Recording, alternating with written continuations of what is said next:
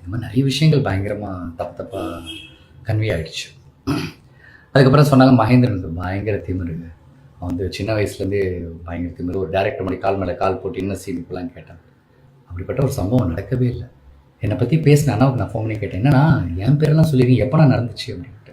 அப்போ சொன்னால், இல்லை மகேந்திரா, உன்னை எனக்கு சின்ன வயசுலேருந்தே தெரியும், நான் சும்மா இதை விளையாட்டுத்தனமாக பேசி சும்மா ஒரு ஃபன்னுக்கு அப்படி பேசிட்டேன் அப்படின்னு. சரி, நான் பரவாயில்ல, நான் விட்டுட்டு 2 வருஷம் ஆச்சு. இன்றைக்கி நீங்கள் அதையும் கிளறிட்டு இருக்கீங்க, மகேந்திரன் திமிரு ஆட்டிடியூட், அவன் யாருமே மதிக்க மாட்டான். அண்ட் இன்னொரு அலிகேஷன் இருக்குது, இந்த கஷ்டத்தெல்லாம் பார்த்து மகேந்திரன் மக்களோட கஷ்டத்தை பார்த்து சிரிக்கிறேன், ஏராளமாக பேசுகிறான்ட்டு. ப்ளீஸ் எனக்கு அந்த மாதிரி பட்டத்தெல்லாம் கொடுத்துறாதீங்க. இன்றைக்கி நான் ஒரு வேளை சோறு சாப்பிட்றேன், அது காரணமே இந்த மக்கள் தான். இவ்வளோ முக்கியமான இந்த மக்களை நான் எப்படிலாம் இருப்பேன்? என் கூட வேலை பார்த்தவங்க, என் கூட பழகுனவங்களுக்கு தெரியும் நான் இந்த மக்களை எவ்வளோ விரும்புகிறேன், அவங்களை எவ்வளோ நேசிக்கிறேன் அப்படின்ட்டு. எனக்கு தயவு செஞ்சு இந்த மாதிரி தப்பான பேர்லாம் கொடுத்துறாதீங்க. இப்போ நான் சரியாக நடிக்கலை அப்படின்னா, என் படம் நல்லா இல்லை நீங்கள் சொல்லுங்கள், மகேந்திரன் சரியாக நடிக்கலை, நீ ஒன்றுமே இல்லைன்னு சொல்லுங்கள், நான் கரெக்ட் பண்ணிக்கிறேன். உங்களை இம்ப்ரெஸ் பண்ணுற மாதிரி நான் நல்ல ஆக்டராக இருக்கேன். அதை தாண்டி இந்த மாதிரி தப்பான அலிகேஷன்ஸ்லாம் ப்ளீஸ் என் மேலே வைக்காதீங்க.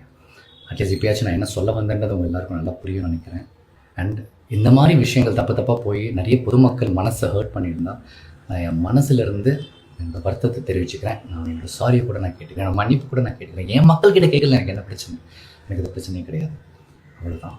எனக்காக டைம் எடுத்து இந்த வீடியோ பார்க்குறவங்க எல்லாருக்கும், இந்த மாதிரி கஷ்டமான ஒரு டைமில் இந்த மாதிரி இருக்கும்போது எனக்காக என் ஃப்ரெண்ட்ஸாக இருக்கணும், யாரை கால் பண்ணவங்க, டெக்ஸ்ட் பண்ணவங்க எல்லாருக்குமே ரொம்ப ரொம்ப தேங்க்ஸ். Love you all.